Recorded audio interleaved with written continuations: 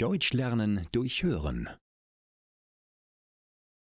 Leonard als Trainer. Leonard hat einen besonderen Job.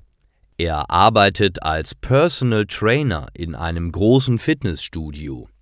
Er betreut dort seine Kunden und unterstützt sie bei ihrem Training. Der Tag von Leonard beginnt schon früh am Morgen mit einem intensiven Workout. Er muss trainiert und fit sein, um seine Kunden zu motivieren. Dann geht er zu seinem Schreibtisch und sieht nach, welche Termine er heute hat. Leonard hat viele verschiedene Kunden. Alle haben andere Wünsche und Bedürfnisse und deshalb muss er sein Training immer anpassen. Sein erster Kunde heute ist ein junger Mann namens Paul. Er bereitet sich gerade auf einen Triathlon vor. Leonard erstellt mit ihm zusammen einen passenden Trainingsplan.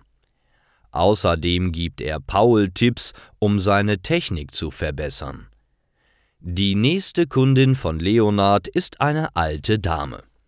Sie hat Rückenschmerzen und braucht dringend Hilfe. Leonard muss aufpassen, dass die Gesundheit der Frau durch das Training nicht gefährdet wird. Er zeigt ihr einige leichte Übungen, um die Schmerzen zu verringern.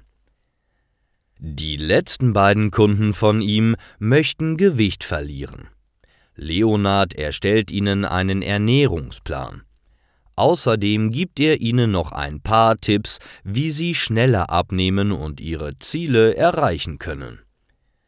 Dann hat er es endlich geschafft. Leonard verabschiedet sich von den anderen Mitarbeitern im Fitnessstudio. Dann packt er seine Sachen ein und fährt nach Hause.